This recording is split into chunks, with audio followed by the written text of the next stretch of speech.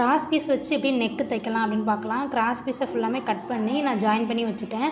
Join பண்ணதுக்கப்புறமா நம்ம முன்பக்க கழுத்தில் வச்சு நம்ம இந்த மாதிரி 4 இன்ச்சு இடைவெளி விட்டு தைச்சிட்டு வரணும். தைச்சிட்டு வரும்போது இந்த வளைவான இடம்லாம் வரும்போது பார்த்திங்கன்னா கொஞ்சம் இந்த மாதிரி லூஸ் விட்டு தான் நம்ம தைக்கணும்.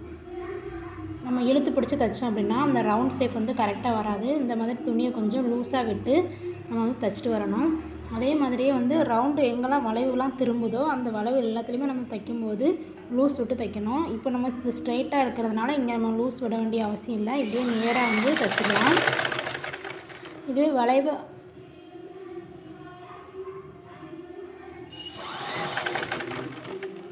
பாருங்கள், இந்த வளைவான பகுதியில் நான் தைக்க போகிறேன். தைக்கும்போது வந்து கொஞ்சம் லூஸ் விட்டு தான் தைக்கணும்.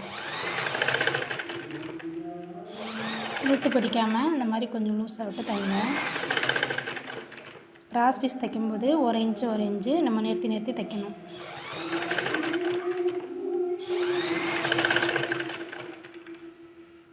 இந்த மாதிரி லூஸ் விட்டு தான் தைக்கணும். இந்த மாதிரி ஃபுல்லாக தைச்சிட்டு காட்டுறேன். தைச்சிட்டேன். இப்போ வளைவான இடத்துலலாம் நம்ம கிராஸாக அந்த மாதிரி கட் கொடுக்கணும். தையலில் விழாத மாதிரி நம்ம கட் கொடுக்கணும். வளைவான பகுதியிலலாம் கட் பண்ணிட்டேன். இப்போ வந்து இதை நம்ம உள்பக்கமாக திருப்பிட்டு இந்த துணியை உள்ளே மடக்கி விட்டுட்டு இதையும் உள்ளே இப்படி ஃபுல்லாக திருப்பிட்டு இந்த ஓரத்தில் வந்து தையல் போட்டு வரணும்.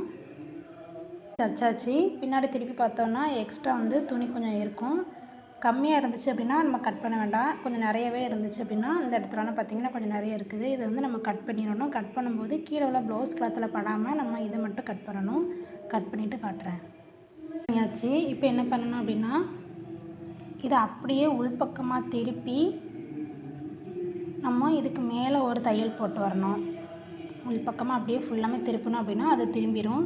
அப்புறமா அந்த ஓரத்தில் வந்து நம்ம தையல் போடணும்.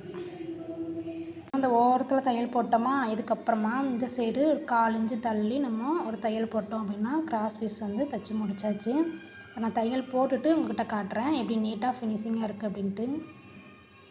பாருங்கள், இப்போ ஃபுல்லாமே தைச்சி முடிச்சிட்டேன். எவ்வளோ நீட்டாக ஃபினிஷிங்காக வந்திருக்கு அப்படின்ட்டு பாருங்கள். அது மாதிரி உள்பக்கம் நமக்கு நல்லா ஃபினிஷிங்காக இருக்கும். இந்த மெத்தடில் நீங்களும் தைச்சி பாருங்கள். இந்த வீடியோ பிடிச்சிருந்துச்சு அப்படின்னா லைக் பண்ணிவிட்டு சப்ஸ்கிரைப் பண்ணுங்கள். தேங்க்யூ.